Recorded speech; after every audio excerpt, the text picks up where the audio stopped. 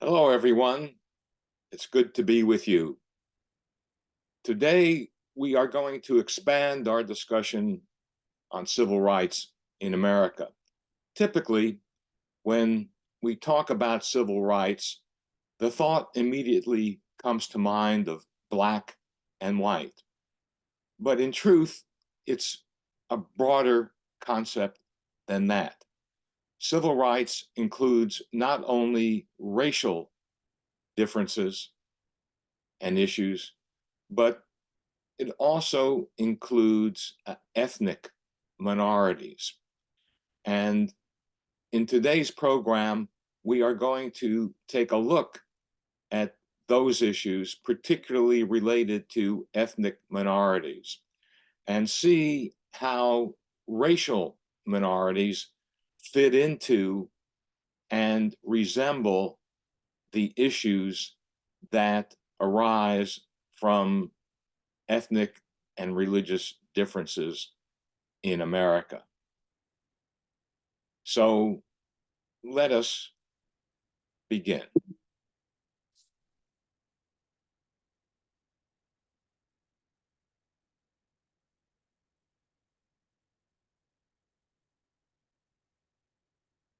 Beginning in the 1880s, a massive wave of immigration occurred, primarily from Europe, secondarily from Asia, to the United States.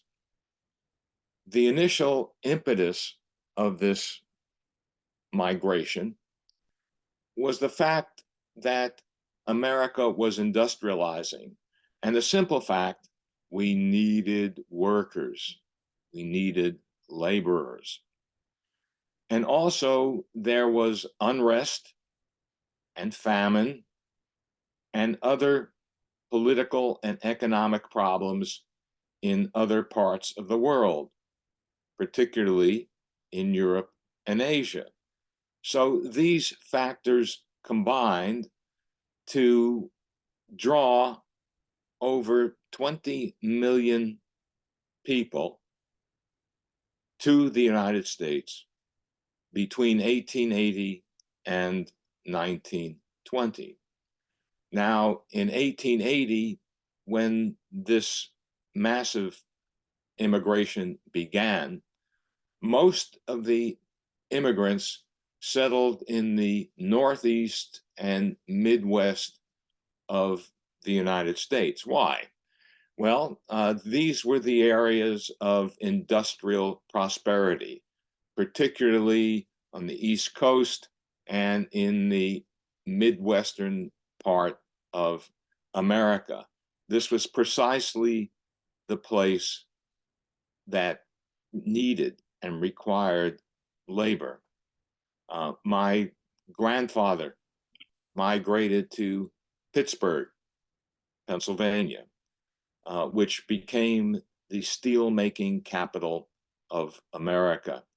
And he worked initially as a stoker in the Carnegie steel mills in Pittsburgh.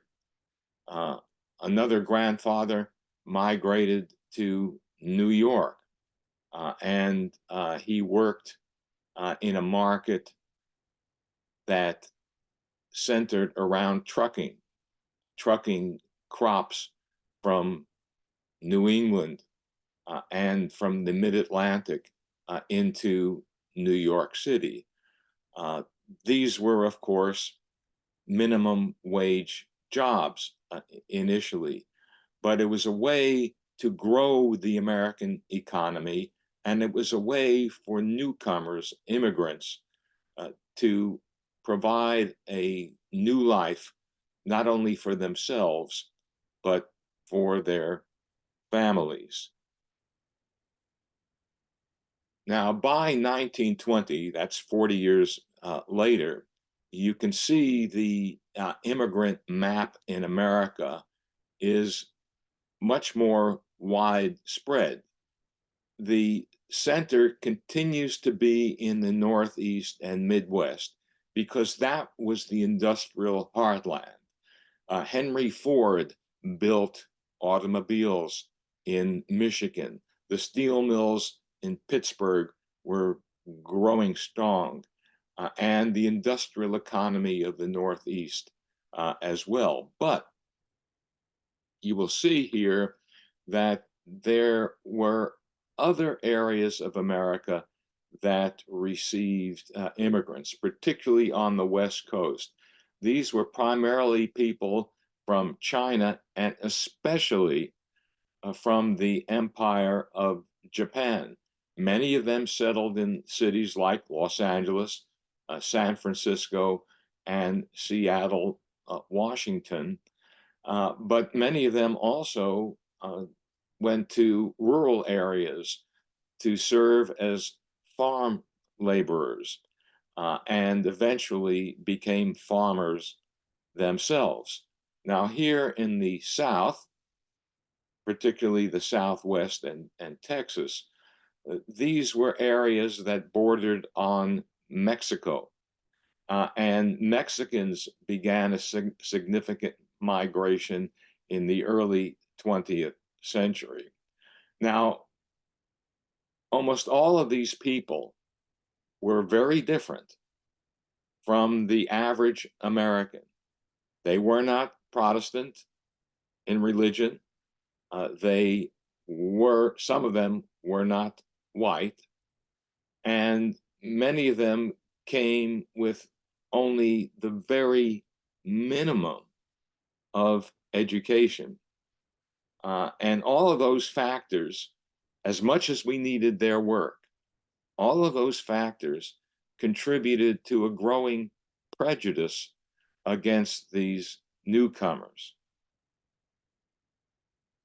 Now, we like to think of America as an immigrant nation. That is, we honor our immigrants because all of us, including the Native Americans, all of us came from somewhere else. Now, they may have come from somewhere else 200, 250 years ago or 200 days ago. Doesn't matter. We are an immigrant nation. But that's the idea. That is the ideal. It has not always been that way. And this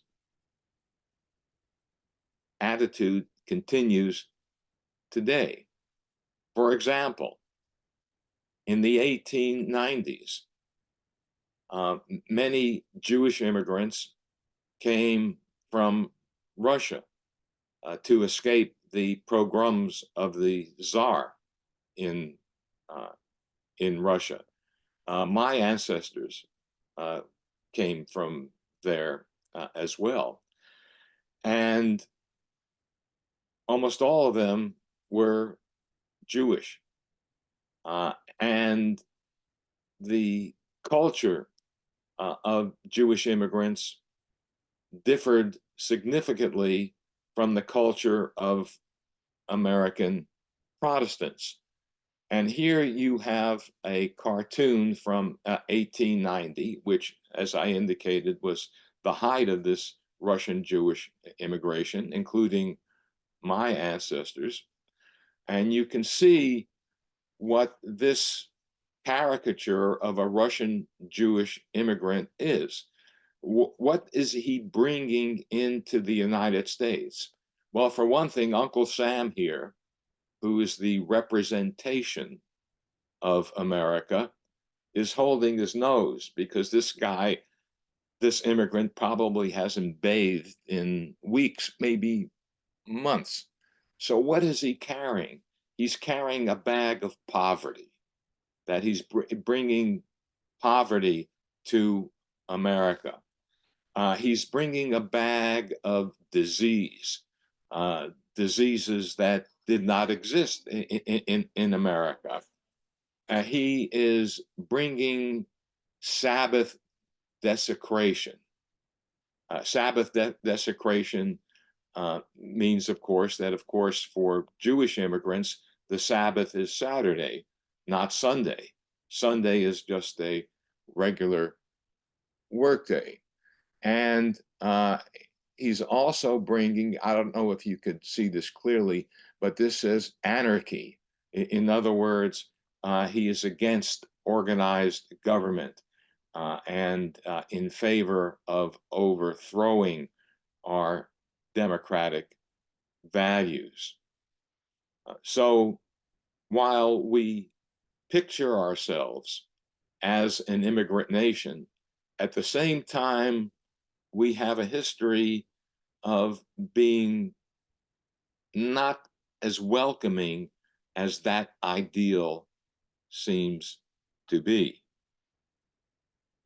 Now, from 1915 to about 1930, an organization known as the Ku Klux Klan, which existed in the South during the Reconstruction period after the Civil War, became a national organization. And in fact, the largest membership in the Ku Klux Klan, the largest state membership, was in the state of Indiana, which is in the Midwest and not in the South.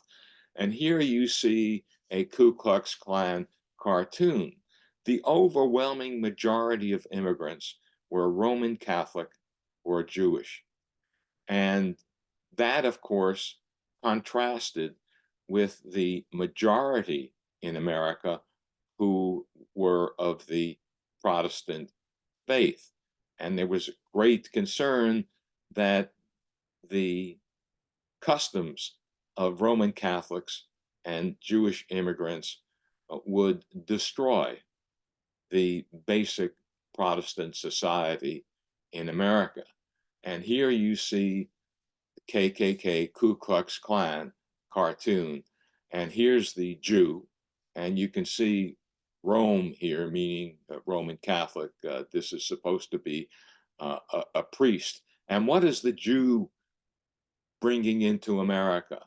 The Jew is bringing corrupting movies because Hollywood in the 1920s was pretty much dominated by Jewish and Italian immigrants. Indecent fashions. Well, as we all know, during the 1920s, women's skirts went up, bathing suits became popular. This was all the result of the fact that Jewish immigrants were very prominent or dominant in the textile industry, making clothing. Now, what is the Roman Catholic priest bringing into America? He's bringing politics, Roman politics. He's infiltrating the political system of America and corrupting it, primarily in the Democratic Party. He is also seeking world domination because, as many Americans believed, that this was the objective of the Pope in Rome, to dominate the world, to make everyone a Roman Catholic. Also, parochial schools. What that means is that Roman Catholics had their own school system. They didn't attend public schools like everybody else did in America, but they had their own separate school system. And what do you think they learned in these parochial schools? Well, they obviously learned to be anti-American. They obviously learned that eventually they would take over this country. So there was a significant backlash against Roman Catholic and Jewish immigrants, particularly in the 1920s. Now, in 1928, the Democratic Party, and as you recall, we have two major political parties in America, the Democratic Party and the Republican Party. The Democratic Party nominated Al Smith, Irish, sons of Irish immigrants, to the presidency of the United States in the 1928 presidential election. Now, this cartoon depicts what would happen if Al Smith became president. And here is Al Smith. And is he sitting at the head of the table? No, the Pope is sitting here. And all the people around him are not cabinet officers, they're all priests of the Roman Catholic Church. And of course, Al Smith here is a servant, bringing in what he called nullification. In other words, the Roman Catholic Church is going to nullify all of the laws of America and install the Roman Catholic Church doctrine as the basic law of America. And in the center of this table, as you can see, is a carafe of wine, because of course Roman Catholics drink a lot, especially the Irish drink a lot. And in 1928, the United States was in the midst of a period we call prohibition. That is, the drinking of alcohol was illegal. The manufacturing of alcohol was illegal. And what this cartoon is saying, well, if you elect a Roman Catholic president, you're not only going to be taken over by the church, but also you're going to be drowned in alcohol. And this was the idea against Roman Catholic immigration. However, in 1932, Franklin D. Roosevelt was elected president. He was a Democrat. And as I've indicated, many immigrant groups flocked to the Democratic Party because the party welcomed them. And one of the major reasons why Franklin Delano Roosevelt was elected in 1932 was that we were in the midst of a severe economic depression. The Republican Party had controlled the White House almost exclusively since the end of the American Civil War in 1865 until 1932. And it would have been likely, if the economy was strong, it would have been likely that the Republicans in the 1930s would have continued to be prominent in the White House and in the Congress. But the problem, of course, was that we were in the midst of a Great Depression, and American voters decided that we needed someone. We needed a political party that would address this issue rather than ignoring it or making light of it. And Franklin D. Roosevelt was that individual. What the Roosevelt administration did was two things in terms of civil rights. The first thing the Roosevelt administration did was to legitimize Roman Catholic and Jewish immigrants, legitimizing them by placing key members of those religious faiths in positions of power in the American government, in the American cabinet.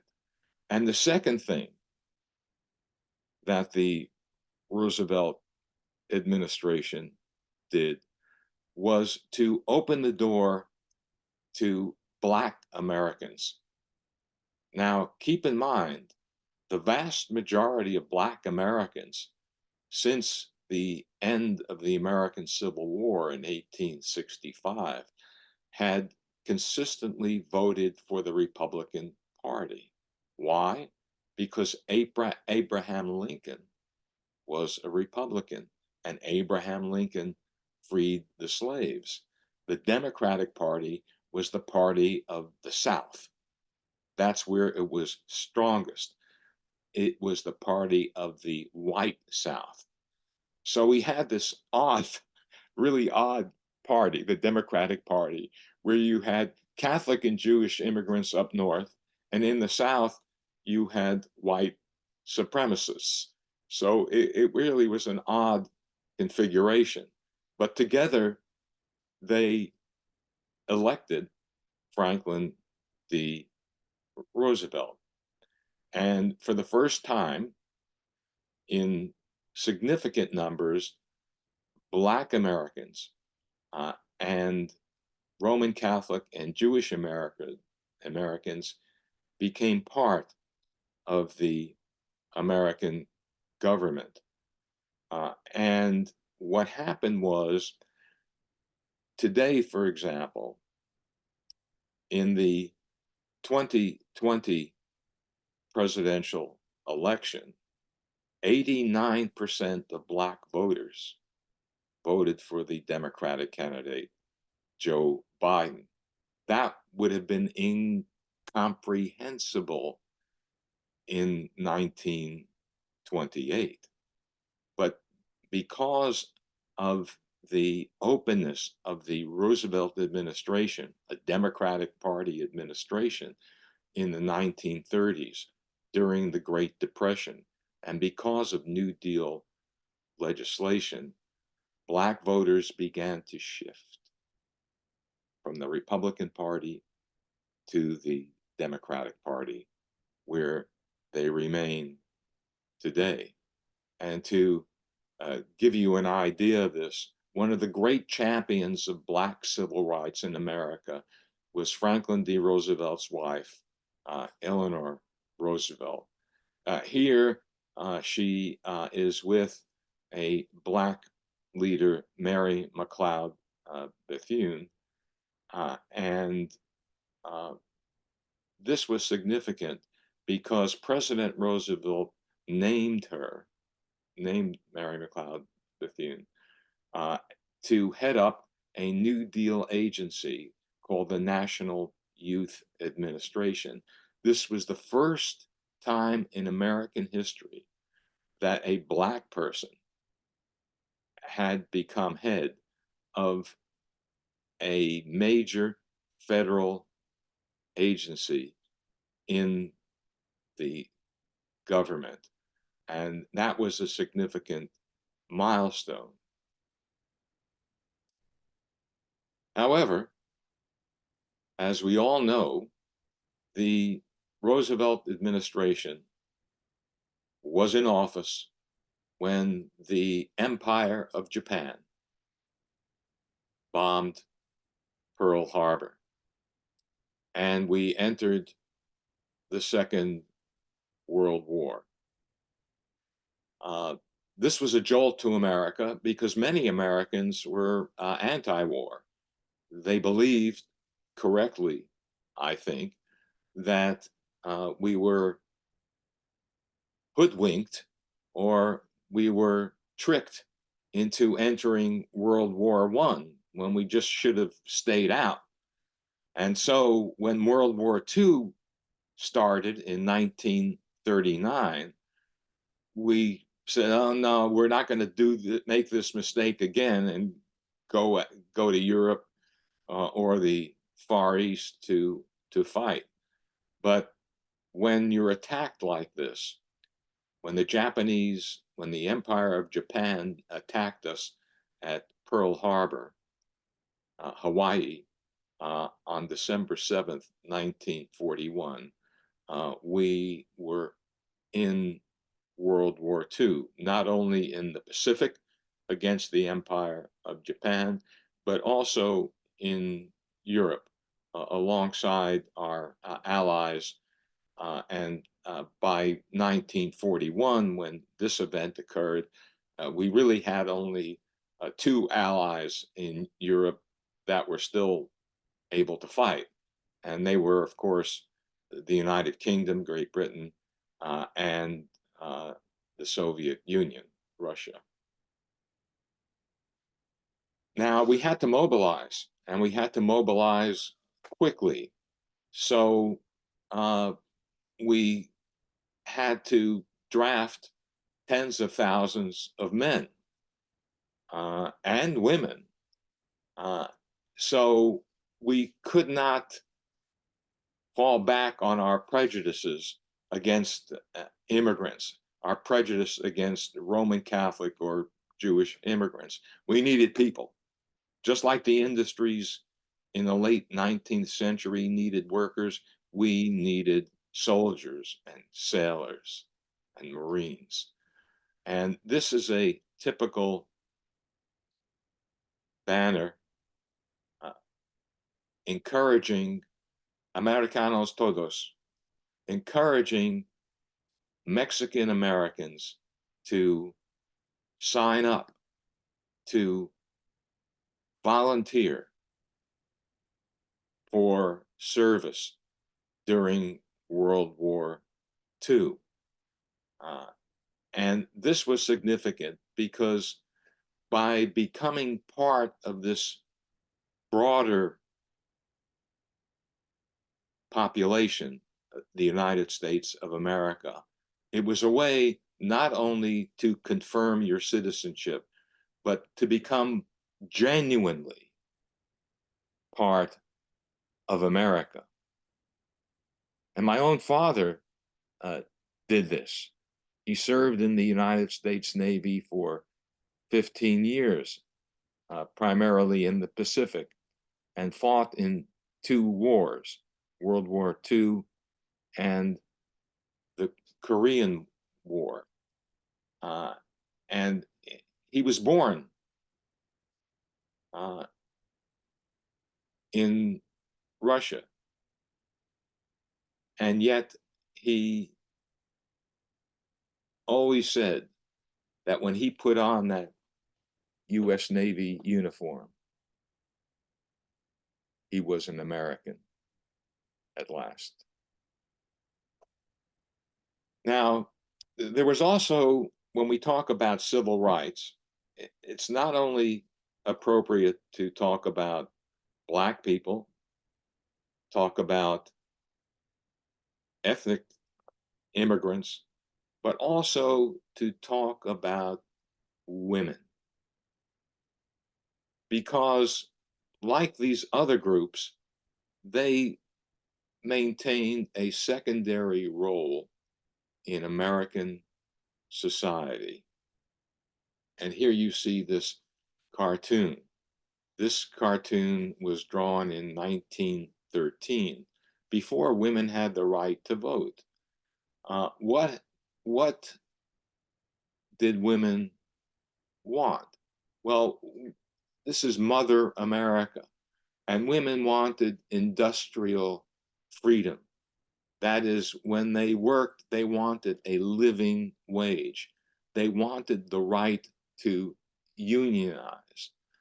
They wanted child labor laws so their children would not have to work in factories, but instead could go to school. They wanted equal pay with men. And of course, they wanted universal suffrage. They wanted a minimum wage.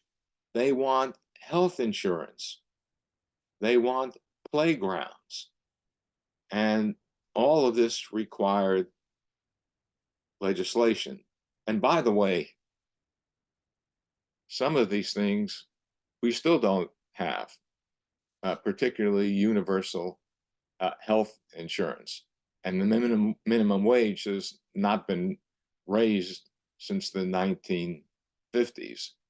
So there is still work to be done, but nevertheless, the organization of women's rights really grew and accelerated in the first 2 decades of the 20th century.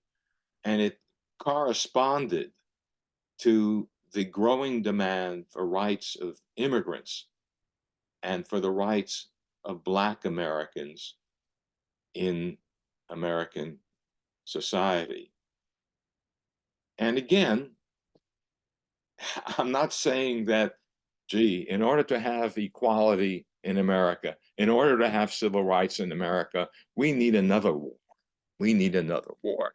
Because during wartime, the rights of Americans, particularly minority Americans, have generally expanded.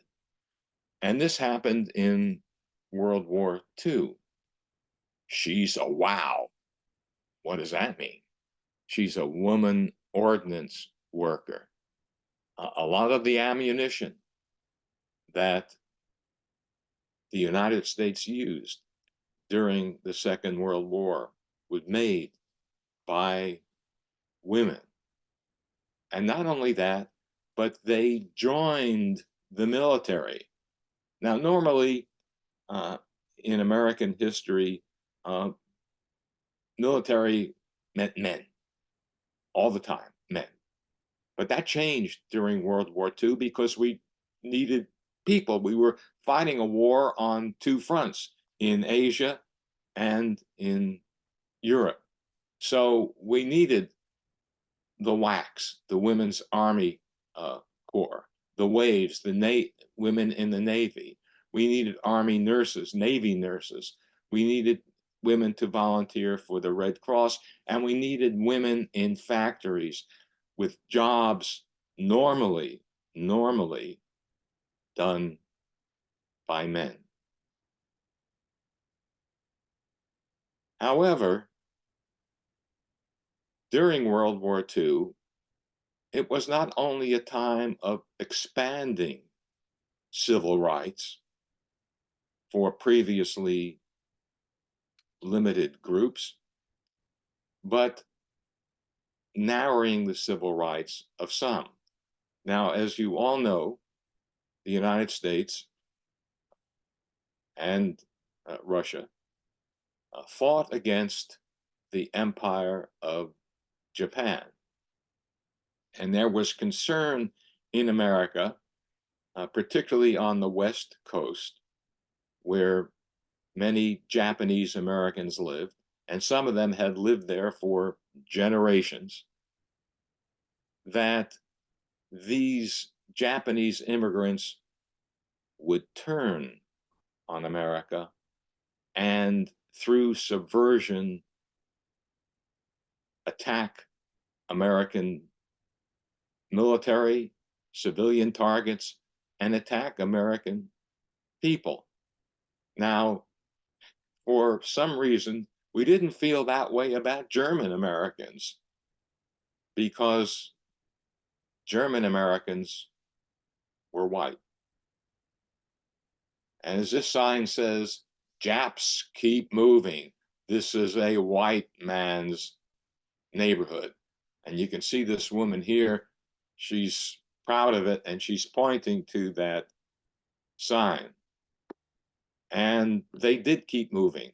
In fact, the US government, which formally apologized only in 1988, the US government in the early 1940s began to remove Japanese Americans, some of whom, as I indicated, had been in the country for decades. They started to remove them from their homes, from their farms in California and Oregon and the state of Washington, and place them in internment camps. And you can see this is a particular internment camp, and you can see the Japanese immigrants moving into them. In other words, we took them out of their homes, took them out of their communities, and placed them in way in the desert or mountain areas far away from where their homes were, because we were afraid that they would somehow subvert the American war effort. Well, this is Hiroshima, 1945, and you can see the end of World War II here. We There was no question about dropping an atom bomb on Germany, but there was not much hesitation in dropping an atom bomb on Japan. By the time we dropped the atom bomb on Japan, we had a new president. In April of 1945, while the Second World War was still going on, President Franklin D. Roosevelt, who had served in the White House since 1933, period of 12 years, during the Depression and during the Second World War, passed away. And a new president, Harry Truman, took office. And you can see him here. Before he became president, he was a dirt farmer in Missouri. And in fact, at the age of 30, he's 30 years old here, at a time when most men who wanted political careers had already established themselves as lawyers, doctors, political leaders, or business leaders. Harry Truman was still plowing his parents' farm. I won't go into how he rose through the ranks, but he became President Roosevelt's vice president in the 1944 presidential election. And here you see him being sworn in. This is his wife, Bess, and his daughter. And if you look at Bess Truman, you can see she looks worried. Here you have a Missouri dirt farmer who suddenly becomes president of the United States, and he looks a little concerned too. What is going to happen? Well, Harry Truman, like Roosevelt, of course, was a Democrat. Harry Truman grew up in a state, Missouri, that was strictly segregated by race. Missouri did not fight in the Civil War, but its politics were definitely Southern. And being Southern, they adhered to the racial customs of Southern states. And so when Harry Truman became president, the fear, particularly among Black voters, was that, oh boy, the gains that we have made during the Roosevelt administration are all going to be wiped away with this guy from Missouri. But Black Americans were not the only ones worried about, well, what will happen when the war ends? Will things go back to the way they were? Which meant inequality for Roman Catholics and Jewish citizens, inequality for Black citizens, inequality for Hispanic citizens, and inequality for women. This young woman, by the name of Gwyneth Filling, from St. Louis, in the Midwest, was, as you could see from this cover of Life magazine, a career girl. And she had gone to university during World War II, when universities became empty because almost all the men of that age went into military service. So she had the benefit of a university education, which many women not only did not have, but were barred from having. And she used that education to work in an advertising firm in New York City, not as a secretary, but as an advertising executive, career girl, her life and problems. And one of the problems, of course, was that she was working in a profession dominated by men. And the new life was that she was in a profession that very few women, other than in secretarial jobs, participated in. But she was convinced that her experiences in education during World War II gave her the impetus, gave her the desire to make a professional life. And there were many women like her, which is why she appeared on the cover of Life magazine, which at the time was the most popular magazine in America. But not only in the business world, in the world of medicine as well. Many medical schools just simply barred women. University of Pennsylvania, for medical school, for example. If you wanted to be a doctor and you were a woman, forget it. Could not do that at Pennsylvania. But there was one school that opened up their campus to women students of medicine, and that was the University of Chicago.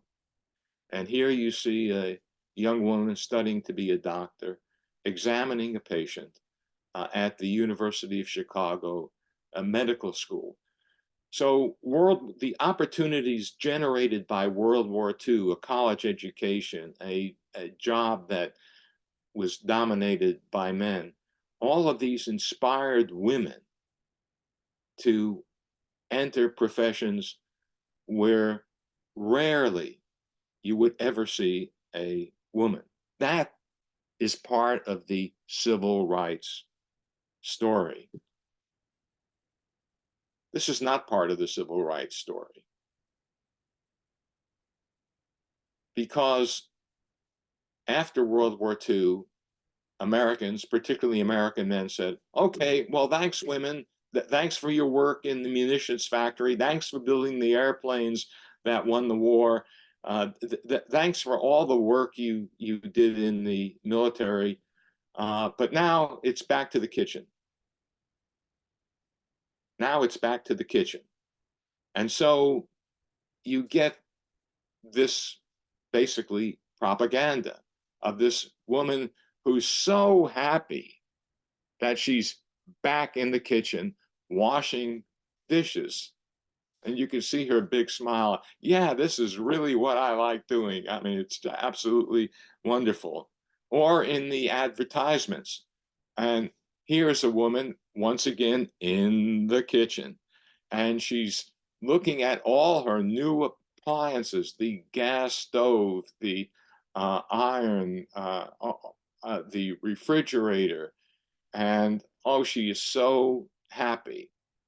And she's showing her daughter a new outfit that she probably sewed herself.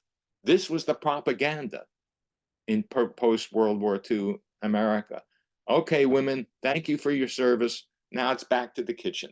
Literally back to the kitchen. But there was another group after World War II, refugees. This girl,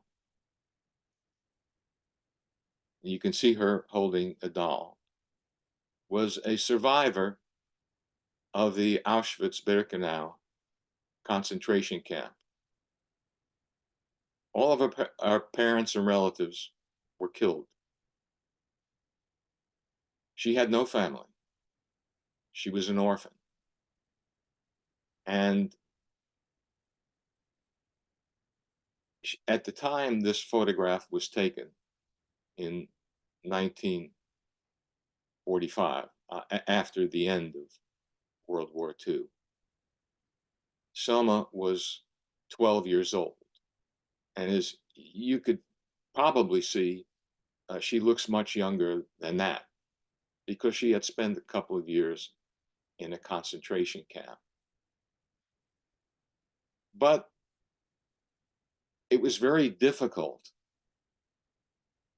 for survivors of the concentration camps in Europe, in Poland, in Germany, to come to America because we had restrictive immigration laws, even for people who had lost all their families, who had lost everything, who had nothing and nobody. They could not come to America. But President Truman decided, well, the heck with this. I'm going to create a new status in our immigration policy called refugees. Not only immigrants, but a new status called refugees. That is, those people who are escaping war or famine, or who have lost their families through war or famine, can come to the United States. But there was a provision in the law which says they have to have a sponsor. In other words, Selma had to have a sponsor in the United States in order for her to come into the country. And fortunately, she found a sponsor in Jacksonville, Florida, and immigrated. And you can see President Truman here. What is he saying? What happened to the one we used to have, the Statue of Liberty, holding up its hand? We don't want any immigrants. We don't want any people coming in from war-torn Europe. We don't want any people fleeing the Soviet Union or Nazi Germany. We don't want those people. And then there's this, Isaac Woodard, a decorated soldier, World War II, who was traveling by bus from his military base in Georgia to his home in South Carolina, and was attacked and blinded by law enforcement because he wanted to use a restroom at a bus stop that was limited only to white people. He had put his life on the line in World War II for America. And his reward was being blinded. So what did President Truman do? President Truman, the man who grew up in a segregated society, what did he do? He ordered a study of race in America. Never before had this been done. I mean, we knew this and that, but it all came together in this work called To Secure These Rights.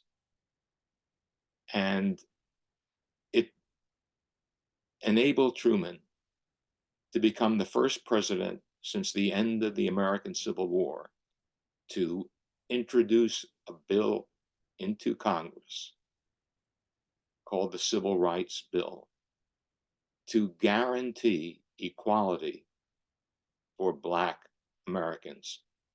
Needless to say, the Civil Rights Bill died very quickly. But there were positive signs, like in the American sport, the national pastime, we call it, of baseball. And here you see Jackie Robinson, the first Black baseball player, playing for the Brooklyn Dodgers. Now, all of this had political implications. Harry Truman knew that he would become very unpopular, particularly in the American South, which was always solidly Democratic, and he was a Democratic president, because of his push for civil rights. This is the 1944 presidential election. Red is Republican, blue is Democrat. Franklin D. Roosevelt ran for president in 1944. And as you can see, he won relatively easily. We were in the middle of a war. We didn't want to change administrations. But you can see here in the South, it's solid Democratic, as it had been since the end of the American Civil War. But now take a look at 1948. After Harry Truman submitted his civil rights legislation to Congress.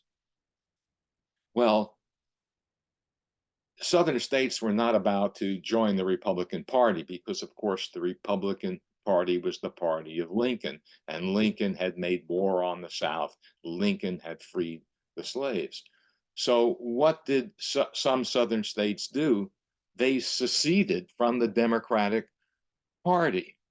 And they did so figuring that this would cause the defeat of Harry Truman because he needed Southern votes. And you can see here these states, Louisiana, Mississippi, Alabama, and South Carolina, normally entirely Democratic, voted for their own party candidates, the Dixiecrats. And they thought that that withdrawal from the Democratic Party would give the election to the Republicans.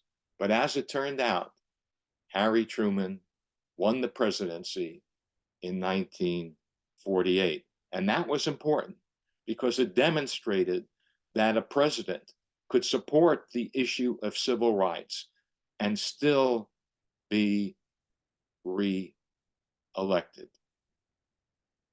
And then we come to the 1950s.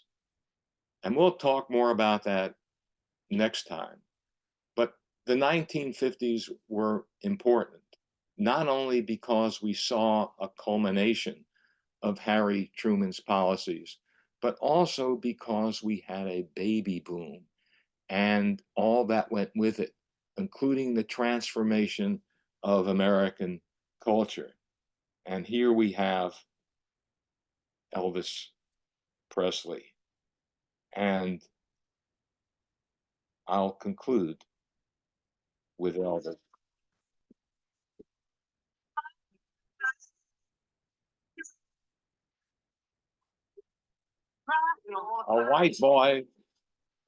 A white boy from Memphis, Tennessee, singing a black song.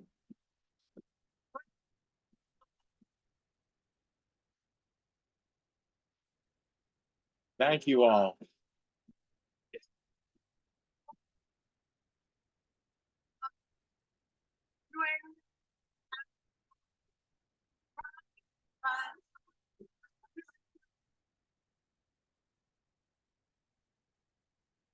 I'll be happy to take questions.